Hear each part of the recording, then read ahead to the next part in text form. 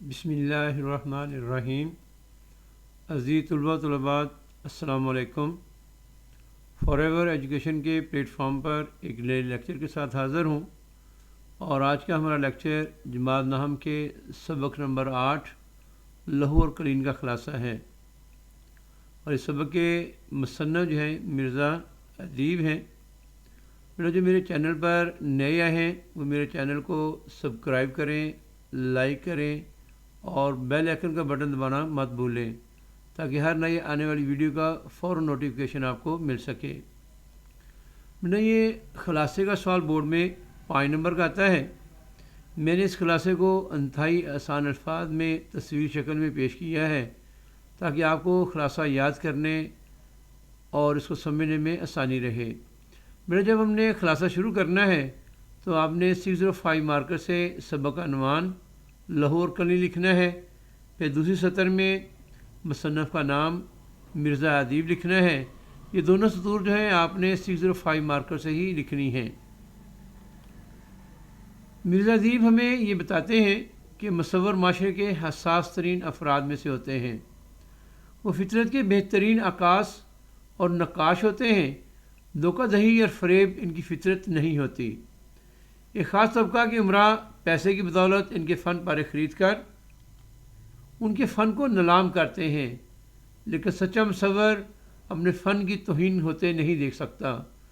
وہ ان افراد کی دو رخی پر کڑ تو سکتے ہیں، لیکن کر کچھ نہیں سکتے، صرف موت کا پھندہ گلے میں ڈال سکتے ہیں۔ اس سبق میں مرزا ادیب نے ہمیں معاشرے میں موجود ریاکاری سے روشناس کرایا ہے۔ سرمایہ تجمل حسین کوٹھی النشاط کا ایک کمرہ جسے بہت خوبصورتی سے سجایا گیا ہے، اس میں ایک مصور اختر رہائش پذیر ہے اور اسے اسٹوڈیو کے طور پر استعمال کرتا ہے۔ سید تجمل نے اس کو ہر آسائش فراہم کی ہوئی ہے۔ تقریباً 40 سے 45 سالہ سید تجمل کمرے میں ملازم بابا سے اختر کے بارے میں پوچھتا ہے۔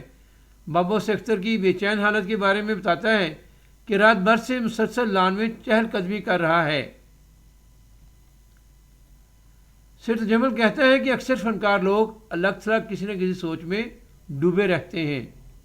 تجمل کے بلانے پر جب اختر اندر آتا ہے تو تجمل اسے اس کی کامیابی کی خوشخبری سناتا ہے کہ ججوں نے اس کی تصویر کو اول انعام کا حقدار قرار دیا ہے۔ یہ سن کر اختر کے چہرے پر خوشی کے اثار دکھائی نہیں دیتے۔ سید تجمل اس کی اس بے نیازی پر حیران رہ جاتا ہے کہ اول انعام کوئی معمولی انعام نہیں ہے، اور کہتا ہے کہ میں نے شام کو اپنے چند دوستوں کو چائے پر مدعو کیا ہے، وہ تم سے ملنے کے خواہش مند ہیں، لیکن اختر اس سے یہاں سے رخصت ہونے کی درخواست کرتا ہے اور کہتا ہے کہ میں کسی کا سامنا نہیں کروں گا۔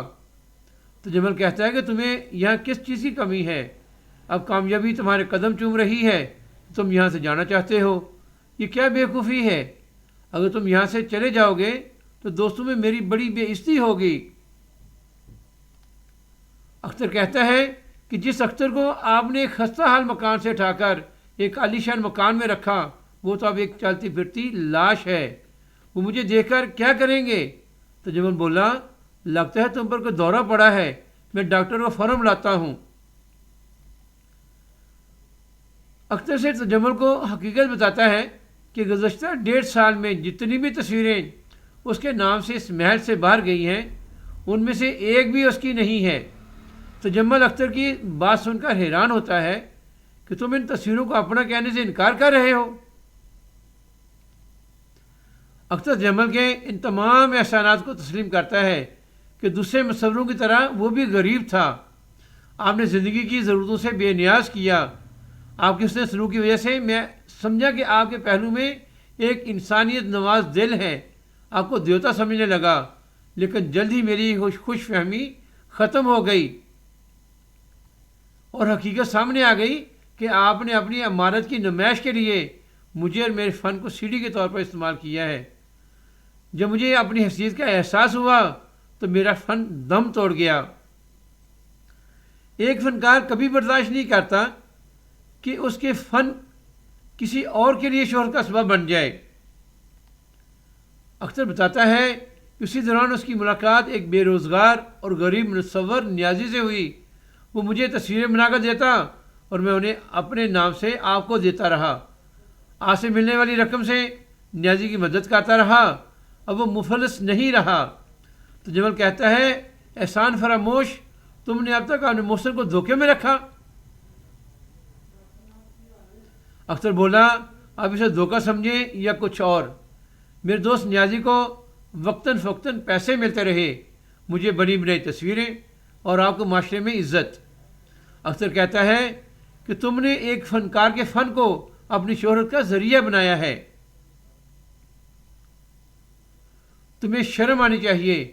اتنے میں تجمل کا سیکرٹری روف انہیں انعام کی خبر کے سچا ہونے اور اختر کو نیازی کی خودکشی کی خبر سناتا ہے۔ اختر یہ خبر سن کر بے حد غمزدہ ہوتا ہے اور زور زور سے تجمل پر چلاتا ہے کہ تم نے 2 قتل کیے ہیں، ایک مصور کے فن کو موت کے گھاٹ اتارا ہے اور دوسرے اس کی جان لی ہے، تم قاتل ہو۔ تجمل روف سے کہتا ہے اسے دھکے دے کر باہر نکال دو، یہ پاگل ہو گیا ہے۔ امید ہے اب اس لیکچر سے مستفید ہوں گے۔ ایک نئے لیکچر کے ساتھ جلد حاضر ہوں گا۔ آپ خود بھی اس کو سنیں اور اپنے دوستوں میں بھی شیئر کریں، اور مزید اس طرح کی ویڈیو لیکچر کی صورت میں دیکھنے کے لیے میرے چینل کو وزٹ کریں اور میرے چینل کو سپورٹ کریں، لائک کریں، سبسکرائب کریں اور دوست اور احباب میں شیئر کریں۔ جزاک اللہ۔ نئے لیکچر کے ساتھ جلد حاضر ہوں گا۔ فی امان اللہ۔